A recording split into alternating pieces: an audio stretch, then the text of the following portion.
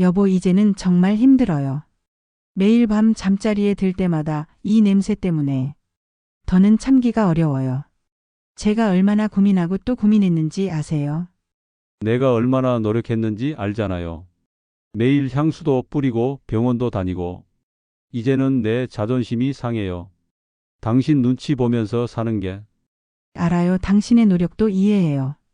하지만 이렇게 서로 불편해하면서까지 우리가 이렇게 사는 게 맞는 걸까요?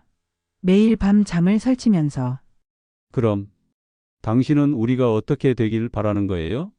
이제 와서 저는 더 이상은 이렇게는 못 살겠어요. 안녕하세요. 청취자 여러분. 차가운 바람이 불어오는 오늘도 여러분의 진솔한 이야기를 들려드리는 시간입니다.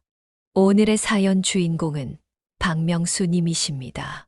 71세 40년 공직 생활을 마치고 은퇴하신 분의 이야기입니다. 노년의 새로운 시작과 그 안에서 마주하게 된 현실의 벽, 그리고 그 이후의 깨달음까지 오늘은 그분의 가슴 먹먹한 이야기를 들려드리려 합니다. 그럼 이제 시작하겠습니다. 안녕하세요. 제가 이런 사연을 보내게 될 줄은 정말 몰랐네요. 처음 이야기를 꺼내려니 마음이 많이 무겁습니다. 40년 가까이 공무원으로 일하면서 저는 평범하지만 행복한 삶을 살았습니다. 특히 첫 결혼 생활은 정말 행복했어요. 지금도 생각나는 게 신혼 때 아내가 해준 된장찌개 맛이에요. 출근할 때면 늘 도시락을 싸줬는데 점심시간만 되면 동료들이 제 도시락 반찬 구경하느라 바빴죠. 아내는 제가 힘들 때마다 곁을 지켜주던 든든한 동반자였습니다. 승진 시험에서 떨어졌을 때도 IMF로 어려웠을 때도 늘 여보, 당신은 할 수 있어요 라고 말해주던 그 목소리가 아직도 생생해요. 퇴근할 때마다 현관문을 열면 늘 맛있는 된장찌개 냄새가 났고 주말이면 함께 북한산도 오르고 그런 소소한 일상이 참 좋았죠. 딸아이가 대학에 합격했을 때 아내와 함께 통닭을 사들고 옥상에서 막걸리 한 잔 나눴던 기억도 나네요. 그때 아내가 그랬어요. 여보, 우리 참 잘 살았죠? 하지만 5년 전 갑작스러운 뇌졸중으로 아내를 떠나보냈습니다. 그때 일을 생각하면 아직도 마음이 무너져 내립니다. 그날도 평소처럼 아침을 먹고 있었어요. 아내가 갑자기 여보, 머리가 하더니 쓰러졌죠. 3개월간의 병원 생활. 마지막까지 제 손을 꼭 잡고 있던 아내의 손이 차갑게 식어가던 그 순간을 저는 영원히 잊을 수 없을 것 같아요. 마지막으로 한 말이 여보, 미안해요. 였어요. 제가 뭐가 미안하냐고 울면서 손을 잡았는데 처음에는 정말 아무것도 할 수 없었습니다. 출근도 힘들었고 밥도 제대로 먹지 못했어요. 아내가 늘 있던 자리에 빈 흔적만 남아있으니 방 한켠에 걸린 아내의 옷가지들을 보면 가슴이 미어졌습니다. 하지만 두 아이들이 있었기에 무너질 수 없었습니다. 제가 쓰러지면 아이들은 누구를 의지하겠어요.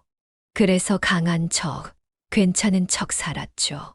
퇴근하고 집에 들어오면 허전해서 TV도 켜놓고 라디오도 틀어놓고 시간이 흘러 아이들도 모두 결혼하고 독립했고 저는 점점 더 깊은 고독 속으로 빠져들었습니다.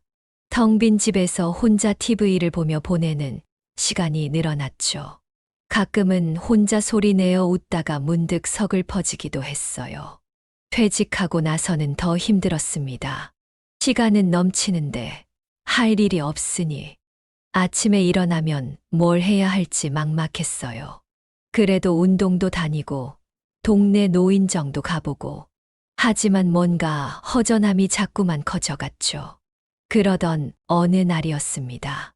우연히 들른 도서관 독서 모임에서 한 여성분을 만났어요. 이수연 씨, 63세의 그녀는 책을 읽으며 환하게 웃고 있었죠. 그 모습이 왜 그리 눈에 들어왔는지 모르겠어요. 마치 오래전 도서관에서 처음 만난 제 아내를 보는 것 같았달까요. 알고 보니 그녀도 이혼 후 혼자 살고 계시더라고요. 작은 서점을 운영하면서 문학 강좌도 하시는 분이었습니다. 처음에는 그저 책 이야기로 시작했어요. 카미의 이방인을 읽고 나눈 대화가 시작이었죠. 인생이란 게 참 이상하죠. 우리가 아무리 계획해도 삶은 늘 예기치 못한 방향으로 흘러가니까요. 그녀의 그 말이 제 마음에 와닿았어요.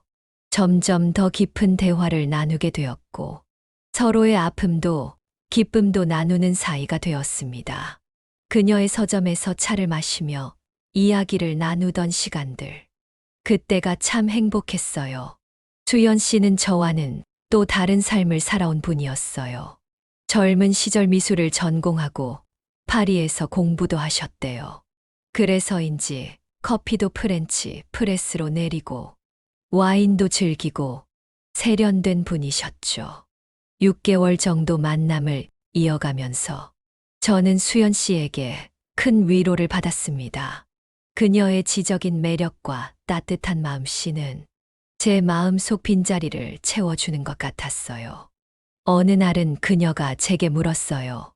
선생님은 왜 이렇게 따뜻하신가요? 그 말을 들으니 가슴이 떨리더라고요. 오랜만에 느껴보는 설렘이었죠. 재혼을 결심하고 아이들에게 이야기를 꺼냈을 때 솔직히 많이 걱정됐습니다. 큰딸이 어떻게 생각할까? 아들은 뭐라고 할까? 밤새 잠을 이루지 못했어요. 하지만 다행히도 아이들은 제 선택을 지지해 주었어요. 아버지도 이제 행복하셨으면 좋겠어요. 어머니도 하늘에서 이해하실 거예요. 큰딸이 그렇게 말해 주었을 때 얼마나 감사했는지 모릅니다. 작은 결혼식을 올렸어요. 아이들과 가까운 친구들만 모시고 수연 씨가 입은 연보라색 한복이 참 아름다웠죠. 새로운 시작에 대한 기대로 가슴이 부풀었습니다.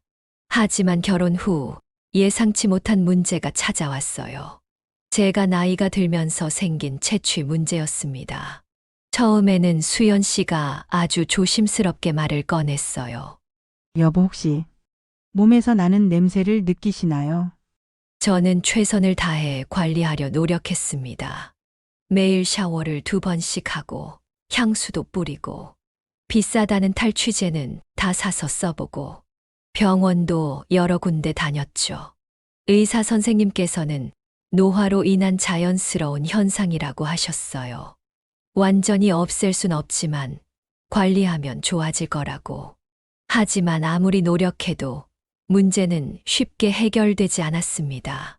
결국 수연 씨는 따로 방을 쓰자고 했어요.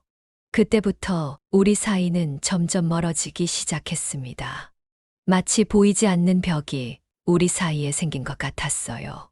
아침 식사도 각자 하게 되고, 대화도 줄어들고, 생활 습관의 차이도 점점 더 크게 느껴졌고요. 저는 아침마다 조용히 신문을 읽으며 하루를 시작하고 싶은데, 수연 씨는 클래식 음악을 크게 틀어놓고 활기차게 움직이셨죠. 식사 취향도 달랐어요. 저는 된장찌개 같은 한식을 좋아하는데, 그녀는 파스타나 샐러드 같은 양식을 즐기셨거든요. 저는 저녁 9시면 잠자리에 들었지만 그녀는 늦게까지 책을 읽거나 그림을 그리곤 했죠. 결혼 생활 1년 만에 우리는 진지한 대화를 나눴습니다. 더 이상 서로에게 상처 주지 말자고요. 헤어지는 날 수연 씨가 말했죠. 서로를 위해 더 나은 선택을 하는 게 맞는 것 같아요. 그날 밤 혼자 남은 집에서 저는 참 많이 울었습니다. 또다시 실패자가 된 것 같아서 하늘에 계신 아내에게도 미안했고 저를 믿어준 아이들에게도 미안했어요. 이별 후 저는 깊은 고민에 빠졌습니다. 왜 우리는 실패했을까? 단순히 사랑하는 마음만으로는 부족했다는 걸 깨달았어요. 서로에 대한 이해와 배려, 그리고 현실적인 준비가 필요했던 거죠. 한동안은 정말 힘들었어요. 집 안 가득 찼던 그녀의 향수 냄새가 사라지고, 벽에 걸려있던 그림들도 사라지고, 다시 혼자가 된다는 게 이렇게 쓸쓸할 줄은 몰랐습니다. 하지만 이제는 압니다. 혼자여도 충분히 행복할 수 있다는 걸요. 요즘은 복지관에서 봉사활동도 하고, 수채화도 배우고 있어요. 처음엔 그림을 어떻게 그리나 싶었는데, 이제는 제법 그럴듯한 그림도 그리게 되었습니다. 지난주에는 석양이 지는 한강을 그렸는데, 선생님께서 제법 잘 그렸다고 칭찬해 주시더라고요. 매주 화요일과 목요일에는 복지관에서 도시락 배달을 해요. 저보다 더 연세 드신 어르신들께 도시락을 전해드리면서 이야기도 나누고 안부도 물어보고, 그러다 보면 제 마음도 따뜻해지는 걸 느낍니다. 아이들도 아버지, 요즘 더 젊어지신 것 같아요. 하고 말해줍니다. 한 달에 한 번은 아이들과 손주들이 다 같이 모여 제가 끓여주는 된장찌개로 식사도 하고 함께 웃고 이야기하는 시간을 가져요. 손주들이 할아버지가 끓인 된장찌개가 최고예요. 할 때면 가슴이 뿌듯해져요. 첫 아내가 해주던 맛을 기억하며 저도 이제는 누군가에게 위로가 되는 음식을 만들 수 있게 됐네요. 이제 저는 압니다. 진정한 행복은 누군가에게 의존하는 것이 아니라 스스로를 사랑하는 것에서 시작된다는 거요. 그리고 그 사랑이 있어야 다른 사람도 사랑할 수 있다는 것도요. 저의 실패가 누군가에게는 위로가 될 수 있길 바랍니다. 나이 들어 새로운 사랑을 시작하는 게 쉽지는 않아요. 하지만 그렇다고 두려워할 필요는 없습니다. 실패해도 괜찮아요. 그 과정에서 우리는 더 성장하니까요. 여러분, 나이가 들어간다고 해서 두려워하지 마세요. 때로는 실패할 수도 있고 후회할 수도 있습니다. 하지만 그 모든 것이 우리를 더 성장시키는 과정이 되죠. 이제 저는 매일 아침 일어나면 거울을 보며 이렇게 말합니다. 오늘도 행복하자. 나는 충분히 가치 있는 사람이야. 그리고 창밖에 아침 햇살을 바라보며 깊게 심호흡을 하죠. 여러분의 하루하루가 의미 있는 순간들로 가득하시길 바랍니다. 오늘도 귀 기울여 들어주셔서 감사합니다. 구독과 좋아요 눌러주셨어. 다음 시간에도 여러분의 이야기로 찾아뵙겠습니다. 항상 건강하시고 행복하세요. 안녕히 계십시오.